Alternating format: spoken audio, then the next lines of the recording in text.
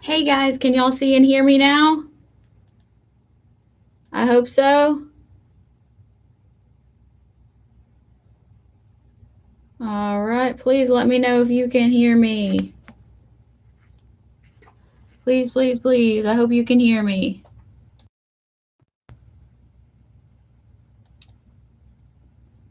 Try to hear me.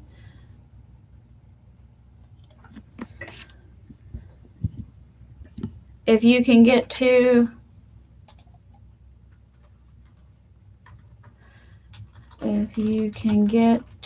my channel. Oh, good. Somebody can hear me. Great. Welcome. Thank you for being here, Drew. In the chat box. Okay, great. I don't know what the problem was, but anyway. Okay, great. So apparently Blackboard sucks. I guess I'm going to go into open audio or their open office time or whatever sometime soon. But yes, this is my office. Hopefully that helps. Good. But again, use the chat box to get my attention if you need me at all. Some things moving forward. Obviously, I can't do an in-class Chapter 17 quiz. And what I've decided to do for online is, or for the test, is I'm gonna do it online. I don't have the option of doing proctoring, so I'm just gonna set a time limit. And I was thinking about doing it probably starting it after our scheduled class time on Thursday, and giving you probably till like the end of the day Friday. That way, depending on your schedule, you can hopefully have enough time to complete it. So anyway, I really hope that will happen. But anyway, sorry, somebody put something in the chat box that confused me, but it's okay. Again, since we're not doing an in-class quiz where I'm or in-class exam where I'm in control of everything, I won't do corrections on this test because I can't control whether or not you're using resources. And also in lieu of the Chapter 17 quiz, we can do practice problems. And so if you'll work through the practice problem set, and then I'll set it a thing. I haven't done that on Blackboard yet, where you can upload to Blackboard. Oh, and no, you'll have probably at least 2 hours, maybe 2.5. I haven't finished writing it yet. So because I since you can't show your work on one of these online tests effectively, or it would take like an hour to put in the work for one problem, I don't think that's really particularly fair. So hopefully that will work okay. But anyway, I'll try to get that done today, but that way we can use our scheduled time for our class sessions this week for me to finish covering the material and help answering any questions. Yes, Catherine, no partial credit on the problems, but I'll still have them broken down, to where like each answer would be worth, like 2 or 3 points. So I'll be clear, and I'll still put more than 100 points, worth it. So you'll have your built-in curve, but it will be okay. I think anyway, but that's on my agenda to finish for today. I'm going to try to get this collaborate thing straightened out. I'll go to the teaching enhancement hours and work through that. But okay, does anybody else have any questions for me so far?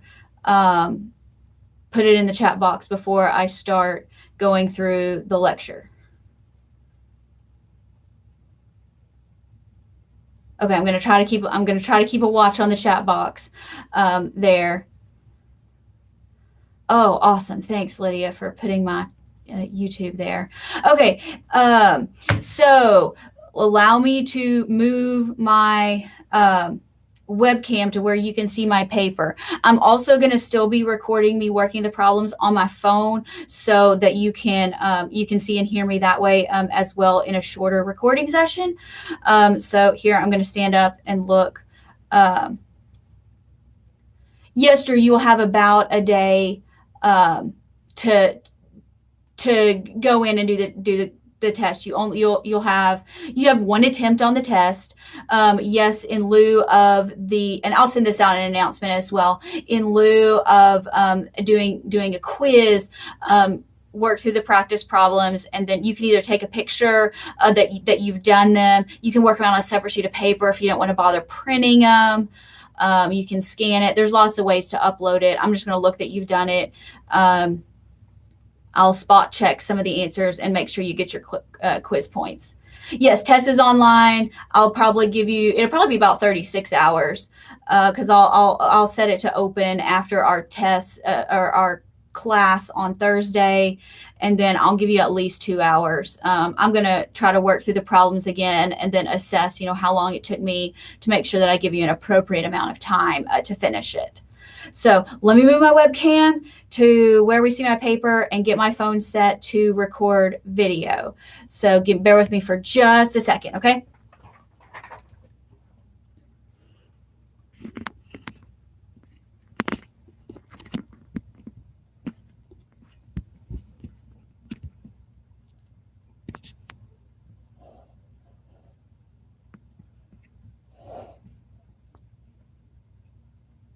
That's upside down.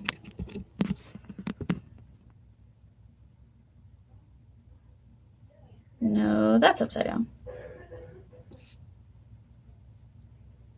Backwards? It's backwards.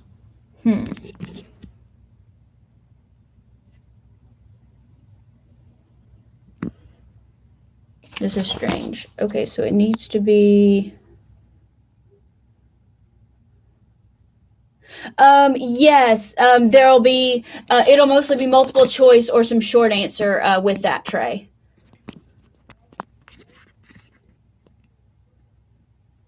It looked right to you the other way. Okay, is that upside down? This is not backwards. It shows backwards to me. Y'all can see this okay? Okay, good. All right, so let me fasten this on here, my ring stand. Now it's upside down.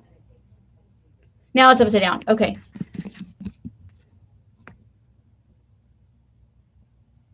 Now is it upside down? Is it still upside down? I just turned it around.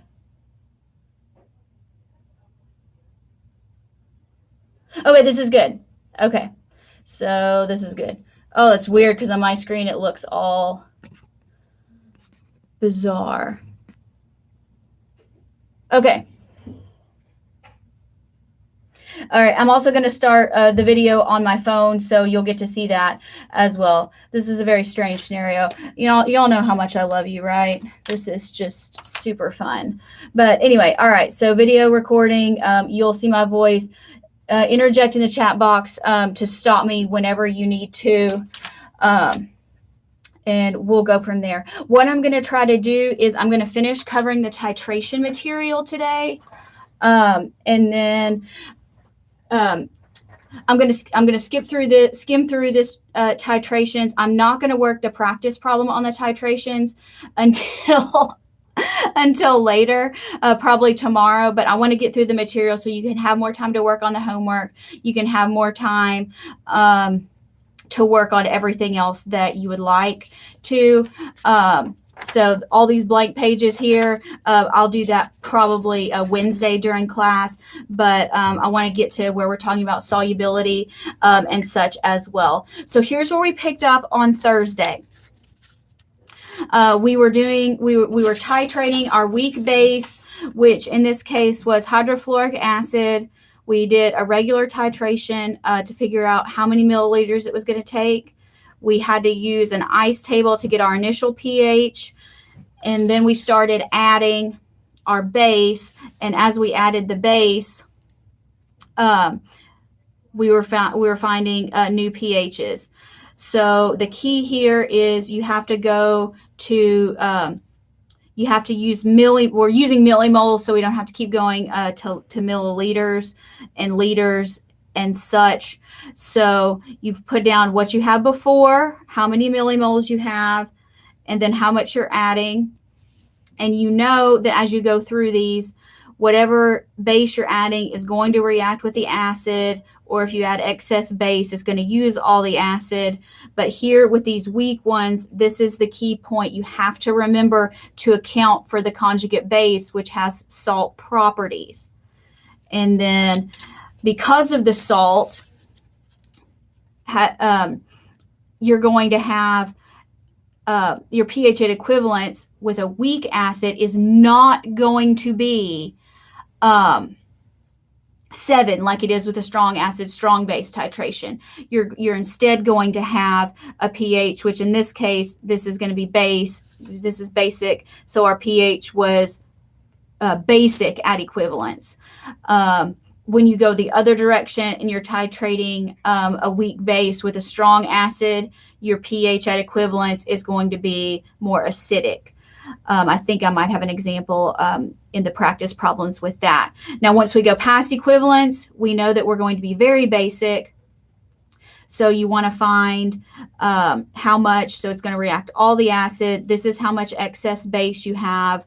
You have to convert your total volume back into molarity. And since most of us, sorry, Jed, like the subtraction method, here we're subtracting a whole lot. So that's kind of what we covered last time. So let's turn the page and let's see what this graph is going to look like there. Okay. So now let's go ahead and construct our graph. So here when we had 0, we said our pH was 1.97, I believe. Is that right? Yeah, our pH was 1.97.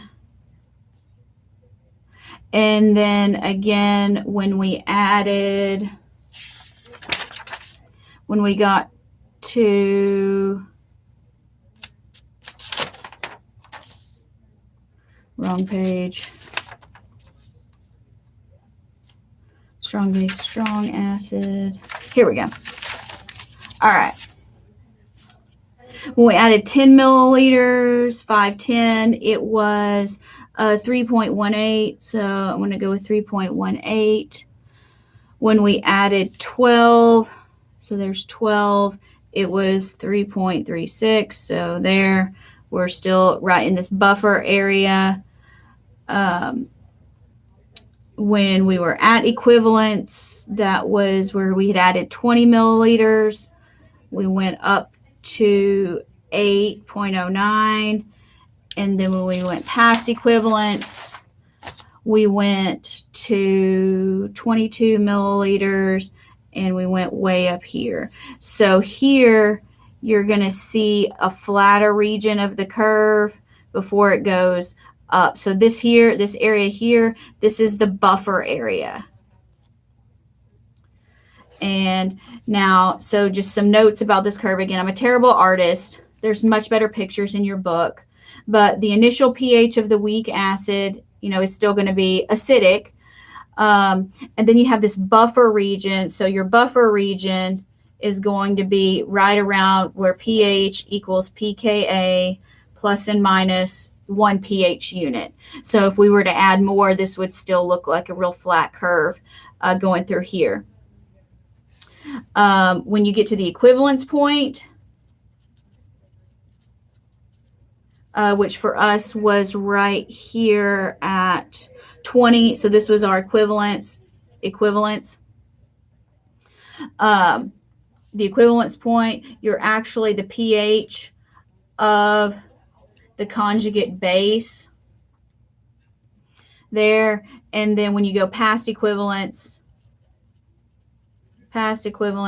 you're going to get your hydroxide dominates. So you're going to get real high pH numbers. So let's go ahead and skip over here. I'll work this out. I gave a whole long page So I'll work that out tomorrow. More practice with that. Now, okay, so here when you have the weak base or the strong with the strong acid, it's going to be the same shape, but in this case, it is going to begin basic. It's going to begin basic, and then it's going to end acidic. No, we don't have class tomorrow, Catherine. It's Wednesday. Sorry. I don't know my days. Okay. So here, you're initially basic. This right around here, this is this real flat portion. That's the buffer region. And then when you get down to equivalence, you're in the acidic region. So again, say it's the same shape. It's going to look better. And then you go, once you get past that, your H plus strong acid is going to dominate past equivalence. So you'll get the flat portion of the curve going through there. So polyprotic acids, this is what we're supposed to be doing in lab. We'll see how that works out. Still working on a plan related to that. If you're in lab, stay tuned for more information. Not sure how I'm going to handle that, but there will be a way and no one will be penalized. So polyprotic acid, by definition, means they have more than one proton. So if you have more than one proton, you have more than one Ka value. So the curve is actually going to have an equivalence point for the removal of each proton. So you're going to have removal for each proton. So here in this example, you have sulfurous acid. That is a weak acid. It's not strong. And we're going to titrate it with NaOH. So that's going to be a strong base. So here we have weak acid plus a strong base. For the first proton, make sure you can write the equation for the first proton removal. So here's your proton, here's your conjugate base, there's your Ka. So halfway through the first one, see here you're going to have a buffer region. So here's your buffer region right through here, right around where pH equals pKa. So around the 1.6 kind of area there. And then you get to equivalence, and then you get another buffer region. Now notice this one has a pH that's a lot higher because it's a lot harder to pull off that second proton related to Le Chatelier's principle. So when you're writing these equations, you write your first dissociation, and then your conjugate base then becomes the reactant. Can I move it back a little? This way? Is that better? Hopefully. My phone I'll zoom in and it will be clearer. I'm not sure, Jackson. I'm hoping to get Blackboard to work, but in the event, I can always use YouTube Live. Okay, thanks, Samantha. Thanks for letting me know. But I will still have the YouTube videos of me working through the problems, just like we have after every single lecture. Still having an issue with Google about getting my YouTube videos embedded in Blackboard, but they will be posted on my channel, so you don't have to fast forward through this whole crazy live stream. So hopefully between now and Wednesday, or now and this afternoon between my biology lab, I can get things figured out. But if not, we're going to make it work. But okay, so those are good questions. So going back to these equations, write your first dissociation, and then your conjugate base becomes your reactant, and you're going to pull that proton off to get your second conjugate base. And notice that this is a lot harder to pull that second proton off. So hopefully that helps. Okay, so that's a polyprotic acid. Again, the math is going to work just about the same going through that. We're probably not going to be constructing these curves mathematically other than in lab. So we'll see with that. All right, turn the page. So, final point on polyprotic acids titrations is if it takes 25 milliliters to get to your first equivalence point, then it will take an additional 25 milliliters. So it means a total of 50 milliliters to reach your second equivalence point, and that is just equivalent to stoichiometry. Everybody's favorite word, stoichiometry. Now, I had mentioned indicators. You can use an indicator or you can use a pH meter depending on what's available to you, what sort of software, where you are, whether you're in the field or you're in the lab, with what you're doing. So indicators we use to determine the end point of the titration, and they do that with a color change. Glorious. So what they are is indicators. I think I mentioned this, but let's write it down. They are weak organic acids, or an acid, and each one of these has a different color than its conjugate base. And the good news about these is the color is very intense, so you only need a very small amount. Usually we're talking like 3 to 5 drops. So it's actually not going to be enough indicator to affect the overall pH of your solution or your overall equivalence point. So that's good news, and that's why we can use indicators. So the goal is near the end point of the titration, 1 drop of either acid or base, whatever you're using to titrate, can actually be enough for the color change. So you've kind of seen this. I have this posted on our Blackboard with the, I think it's in additional study aids, but let me show this to you.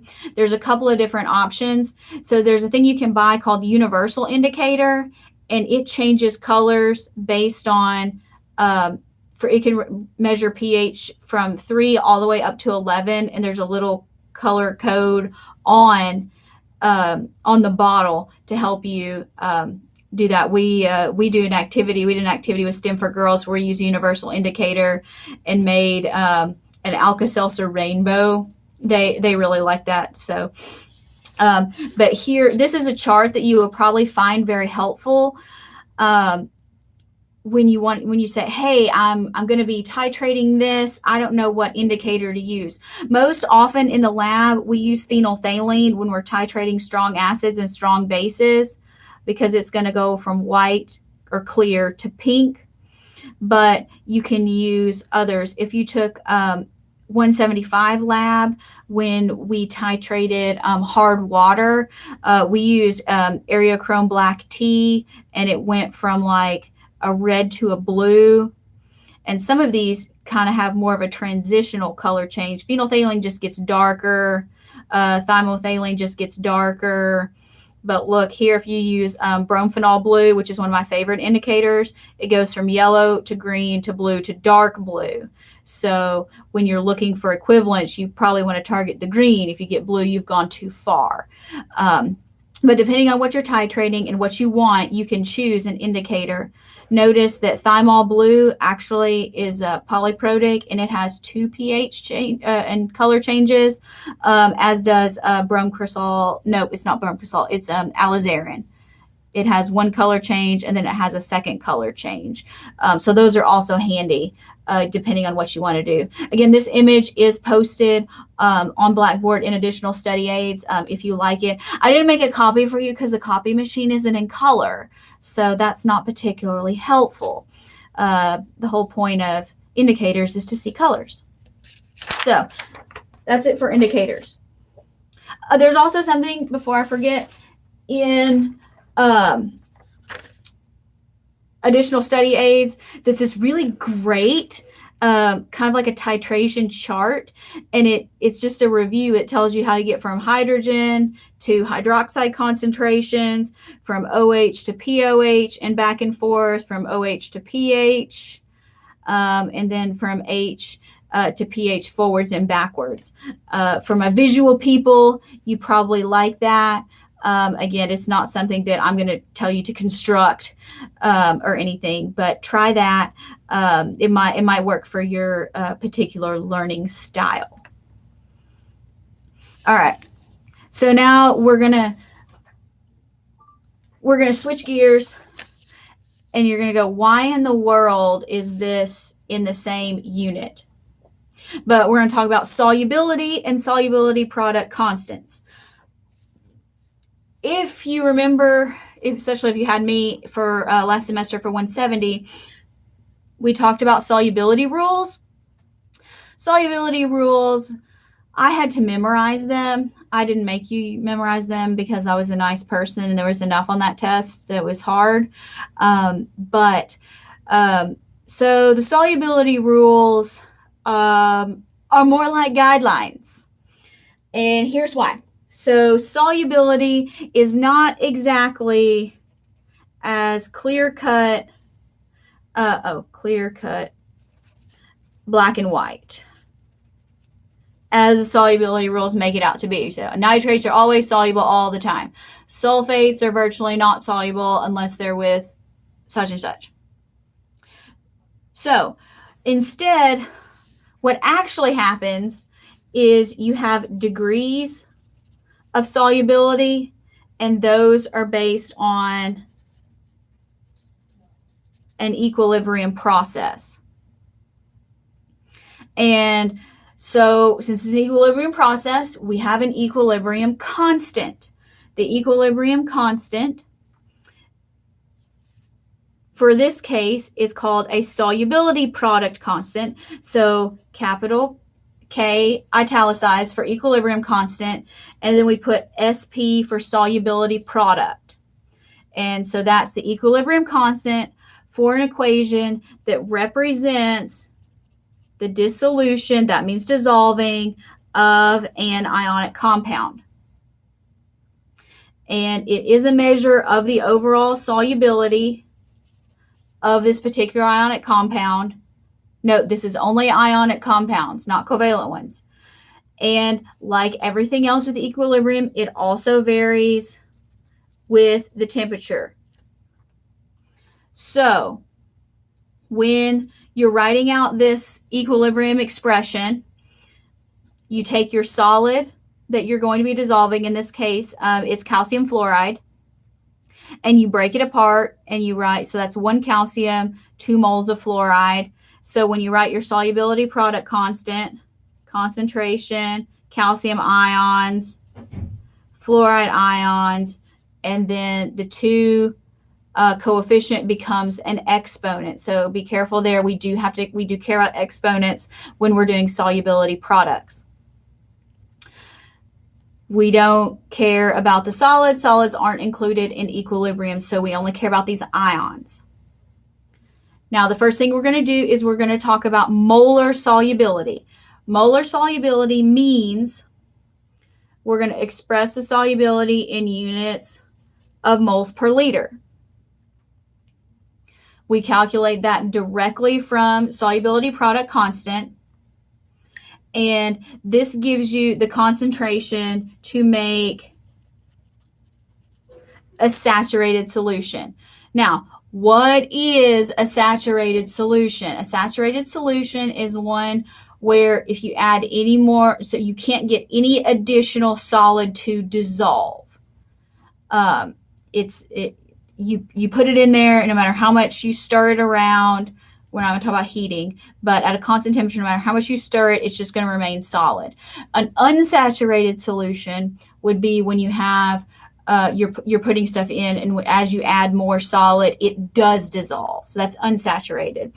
So this is the most that we can put in a solution where it's all going to dissolve.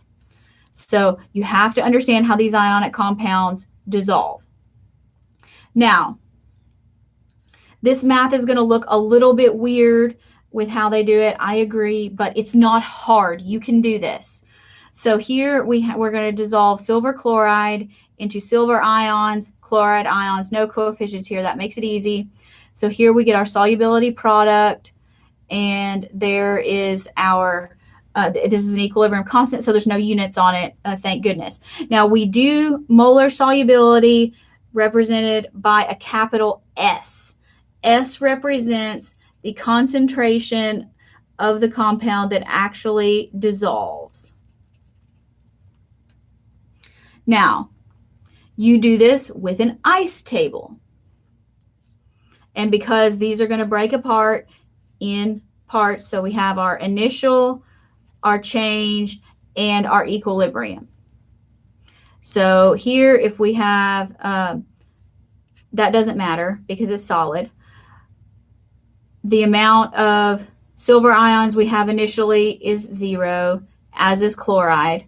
Now, previously we have done X's in our ice tables. When we're doing solubility, we write S's. So S for solubility. So here you're going to have however much dissolves. The coefficient is 1, so the coefficient stays 1. Here, same thing. Coefficient is 1, coefficient is 1. All right, so that means at equilibrium, we have this concentration and this concentration. It's both S's. I know it's weird. I understand. Now, so now we feed this, and we're going to solve for S instead of X. So we have 1.77 times 10 to the negative 10th. That's our solubility product. And if we write our equilibrium expression, silver, chloride, plug and chug, S and S, 1.77 times 10 to the negative 10th. I know most of y'all can do this part in your head. I'm just showing you the work for right now. So how do we solve for S? Take square root. When you do that, you're going to get something like 1.77, 10 to the negative 10th. 1.33 times 10 to the negative 5. So the solubility of AgCl is 1.33 times 10 to the negative 5 molar, or if you want to write moles per liter. That's how much you can dissolve in an aqueous solution, so how much you can put in water and it will actually dissolve. Now, if you want to go on, and you can convert that to grams, and it's a really small amount. So most of the time we say this is not soluble according to solubility rules, but technically it is soluble a little bit. So let's do another one. This is just going to be, again, this is not hard. You can do this. Let me pull this down. There we go. All right, so let's calculate the molar solubility. This is lead 2 chloride in water. So the first thing we should do is let's write our dissolution equation. So lead 2 chloride, that's a solid. It's going to dissolve into lead plus 2, and in this case, 2 Cl minus, 2 chlorides. All right. I didn't give you the solubility product on here. That was bad of me. All right, so the solubility here is 1.17 times 10 to the negative 5. Okay. So here, initial, change, equilibrium. And again, we're using S's, not X's. Start out with 0. Change, 1 S here. 2 S's here. So at equilibrium, we have S and we have 2S. So that means, yes, okay, making sure I got that right. So let's write our equilibrium constant. Lead 2 and Cl minus squared. Make sure you do that correctly. Now, plug and chug. So if you set this up, you'll be okay. 1.17, 10 to the negative fifth. For lead, we're going to put S. And then for Cl, we're going to put 2S. Be careful here because that is now squared. That's the tricky part. It's not hard. It's just something additional you have to remember. So here, 1.17, 10 to the negative fifth equals S times 4S squared. Make sure you get that. So that equals 4S cubed. Equals 1.17, 10 to the negative fifth. Let's divide by 4. And then we'll take the cube root, 1.17, 10 to the negative fifth. Let's divide that by 4. And then let's take the cube root, which I do by raising to the power of 1/3 because that's easy for me, fractional exponents. So you're going to get solubility 0.0143 molar. It's just an equilibrium expression. So write your equation, write your equilibrium expression, make your ice table, plug and chug. Units will be in molarity because this is molar solubility. Molar solubility. How many moles can you put in water that will actually dissolve? Now, we can also go the other way. We can also use the solubility number in order to calculate KSP. So this is going the other direction. So here this tells us the molar solubility of silver sulfate in pure water is this molarity. So let's calculate KSP. Start the same way. Let's write our dissolution equation. Ag2SO4, that's solid, so it doesn't count, makes Ag plus, 2 of them, and SO4 minus 2. Next, let's write KSP. Let's write our equilibrium expression. So that's going to be Ag plus squared, because the 2 becomes the exponent, concentration, SO4 minus 2. Next thing, make the ice table. So initial change, equilibrium. So we start out with 0. We have 2S and we have S. So at equilibrium, we have 2S and 1S. Plug and chug equals here. Now, if you want, you can go ahead and just plug in this molar solubility straight from here if that works for you. If it doesn't, go ahead and just plug this in. 2S squared S. So again, we're going to end up with 4S cubed. And now I'm going to plug in here because that's how I do it. Again, if you want to plug in initially, that's fine. It won't bother me a bit. So you can put 2 times this and then times the molar solubility there. You will get the same answer. So 1.4 times 10 to the negative 2. We're going to cube that.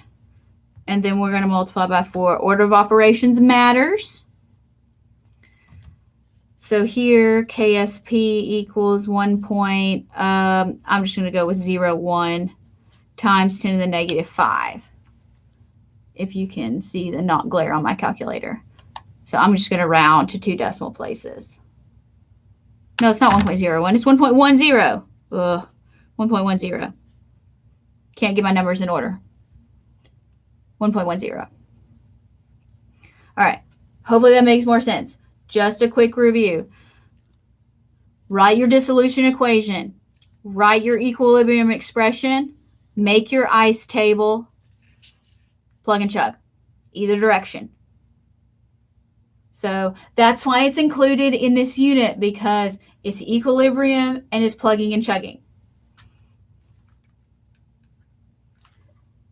All right. Now,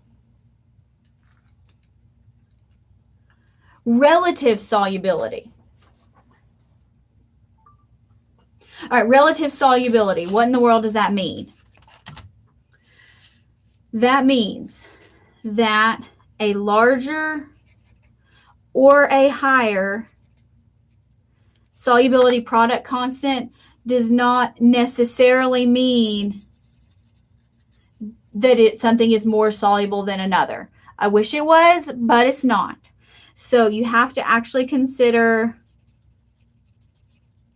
the stoichiometry. So when you look at this here, you say, well, which is more soluble? Well, if you look at these things here, just your solubility products, you're going to go, well, this is it, and then this one, and then this one. That's what you think. Well, we're sort of right. But what you actually have to do is, from your solubility product, if you're going to compare what is more soluble than something else, you have to actually calculate the molar solubility. So this would be S. So you need to calculate S. You can compare S values appropriately. You cannot always compare KSPs. It may or may not mean the same thing. So you can say that magnesium hydroxide is more soluble than iron 2 carbonate, and because the stoichiometric ratio is 3:2, because here there's 3 ions, here there's 2, here there's 2 ions. That's where things get a little bit weird. So this has 3 ions that are going to dissolve, 1 magnesium, 2 hydroxides. 1 plus 2 is 3. This has 3. 1 plus 2 is 3, 1 and 1. Calcium fluoride is also more soluble than magnesium hydroxide. In that case, their stoichiometric ratios are 3:3. You can try to look at things with this. I find it easier just to do the math and calculate molar solubility and compare those. These you can compare directly. KSPs you can't compare directly. All right, turn the page. The common ion effect. This is where, when you have like the acid and the conjugate base in the solution, so if you mix acetic acid and sodium acetate, they both have an acetate ion. That's what that means. So that is going to affect solubility. Generally speaking, the solubility of an ionic compound in a solution is lower when that solution has an ion that is in common with the salt you're trying to dissolve. So, versus in pure water. This has to do with Le Chatelier's principle. So again, this is an equilibrium process. Now, not that one. All right. So let's find what is the molar solubility of calcium fluoride in a solution that has sodium fluoride. What do both of these have in common? Fluoride. So it's going to matter. We're going to account for that when we create our ice table.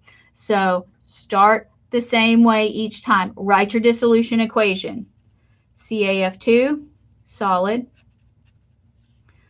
Ca plus 2, 2 fluorides. KSP is going to be calcium fluoride ion squared. Make sure you can write those equilibrium expressions. Next thing, make the ice table. Initial change equilibrium. This is going, we're gonna say this is gonna dissolve completely. Sodium doesn't matter, it's not in common, but the fluoride does matter. All right, so when we initially put this in solution, we don't have any calcium, but we do have fluoride. So 0.1. So it's a change in the initial ones. Change, this is going to be plus solubility plus 2 times the solubility. So you have S, and you have 0.1 plus 2S. Ooh, that's interesting, isn't it? All right. Now, the good thing is the M over K for X is small works with S as well. So we're going to make the math easier. So let's plug and chug. KSP in this case, 1.46, 10 to the negative 10th. All right. If we divide 0.1 by this equilibrium constant, do we get something greater than 100? Absolutely. Yes, we do. So we can use X is small or S is small in this case. So that equals S 0.1 plus 2S. We're going to square that. So if you really want to go through and do the math, or you can just mark that out. No, wrong one. I marked out the wrong one. And we keep the 0.1. S is small. Keep the 0.1. Let me rewrite that. 1.46, 10 to the minus 10, S 0.1 plus 2S squared. S is small, so it doesn't matter. So that means 0.01 when you square that times S, 1.46, 10 to the negative 10th. So that's going to go up 2 orders of magnitude when you divide by 0.01. 1.46 times 10 to the negative 8th is S. Make sure I get that right. 1.46, 10 to the negative 10th divided by 0.01. Yes. Now,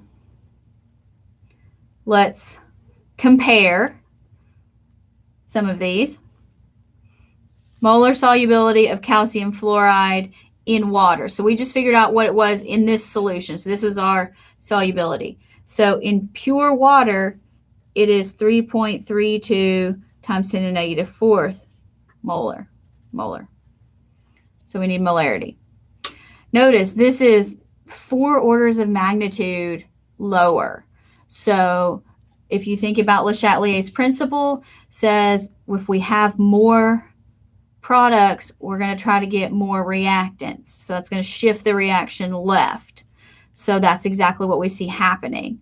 Versus when you have nothing here, reaction shifts right. So you're going to have more solubility. So if we're going to have barium sulfate, which one is it going to be the most soluble? All right, well, these molarities are the same, so that doesn't matter. We don't care about those. So let's look at the compounds and see if there's, what we're doing is we're going to look for any common ion. So here we have a barium and we have a nitrate. Well, that has a barium, so it's not that. It's not going to be soluble in that. This has sodium and it has sulfate. Sodium's in common. It's not going to be that one. Sodium and nitrate, that doesn't have anything in common. It will act in that most like it would act in pure water. All right, let's do this last. Yeah, let's finish this section real quick. Effective pH on solubility, and then we'll be done until Wednesday. So milk of magnesia, which is magnesium hydroxide, is considered insoluble, but we use it to neutralize stomach acid. So what we can do is let's write the dissolution equation. So pH can have an effect. So magnesium hydroxide dissolves in to make magnesium salt and 2 hydroxides. This is normal. So if the pH of the solution that we're trying to dissolve this in is high, then the concentration of hydroxide initially, so remember, think about an ice table, is also high. So when you put this in a basic solution where there's already hydroxide, is this going to want to dissolve to where it makes more hydroxide? No. So it's going to make equilibrium go to the left, which means lower solubility. So it's less soluble in a basic solution because it has hydroxide components. Now, if the pH is low, particularly like it is in someone that has heartburn, so the acid in the stomach is ultimately low, and then if they have heartburn, they probably have excess acid, the hydrogen ion concentration is very high. So what's going to happen is this hydrogen ion is going to react with the hydroxide H3O plus, and those are going to make waters. So as this is happening, it's going to form water. So as this reacts with water, this hydroxide is disappearing. So our equilibrium is going to shift to the right, and that's going to replace, in order to replace this product. So we're constantly taking away products. So that's going to replace that. So that ultimately makes things more soluble. It's a little bit of mental gymnastics, but you can do this. You can figure it out. Just think about it. Hydroxide plus hydrogen ion makes water. You're removing products, so the reaction is going to shift to continue to make more products. So this is much more soluble in acidic solution, like in the stomach, which is what we're using it for, than it is in a basic solution, which this works both ways because we're trying to neutralize stomach acid. So we want to get rid of this. We also want to get rid of the acid. Water is good. Turn the page. Last little section here. Rainwater is technically acidic. And there it is. That is why in the caves you get stalactites. C is for ceiling. Those are the ones that hang down. Stalagmites. G is for ground. Those are the ones that come up from the ground. That's not on the test, but that's how you remember which ones are which. So you have calcium carbonate, which is limestone in these caves. Rainwater, slightly acidic. So this here, this is the conjugate base of a weak acid. So that is going to be basic. So when we have acidic rainwater, it's going to react with this, and it's going to cause more of the solid to dissolve. So it's going to cause more solid to dissolve. But then as the water evaporates,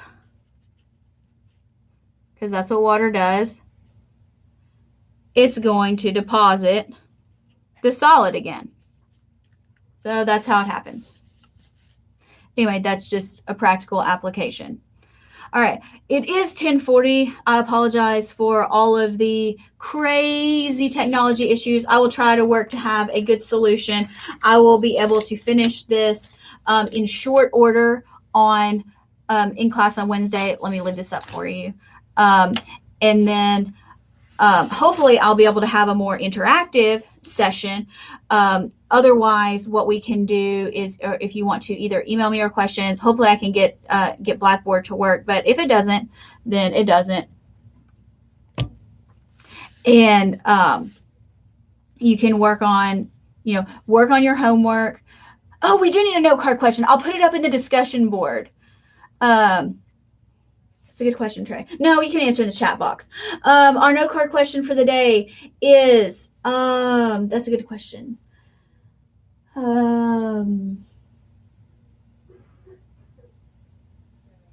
What's the next show you're going to binge watch since there's no sports on TV?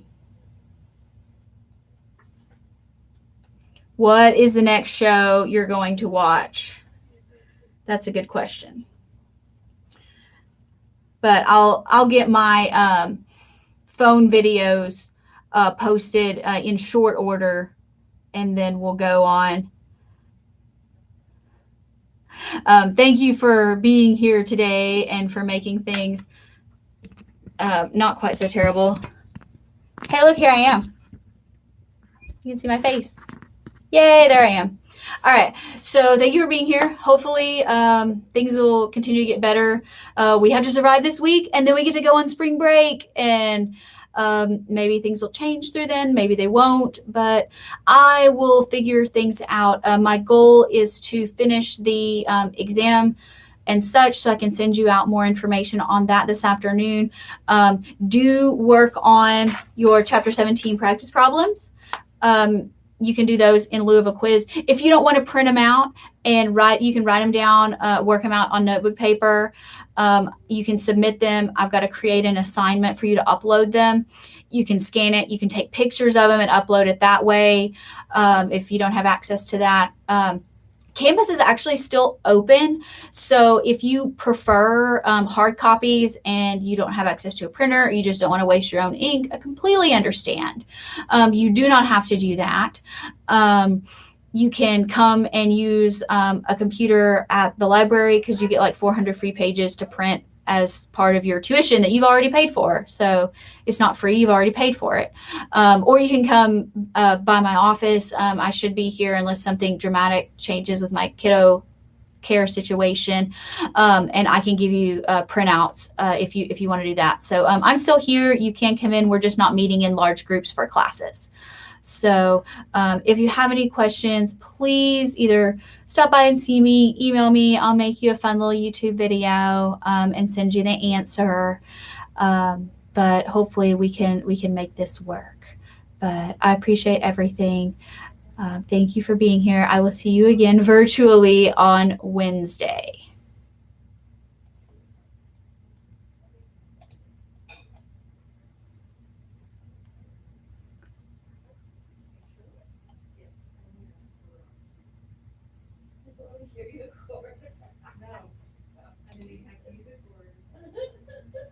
I'm going to leave this chat open a little bit longer so that you can see things or enter your attendance questions. But I have everybody that signed in on Blackboard, so I can double check that too. But thank you for being here, and I hope you have a fabulous day.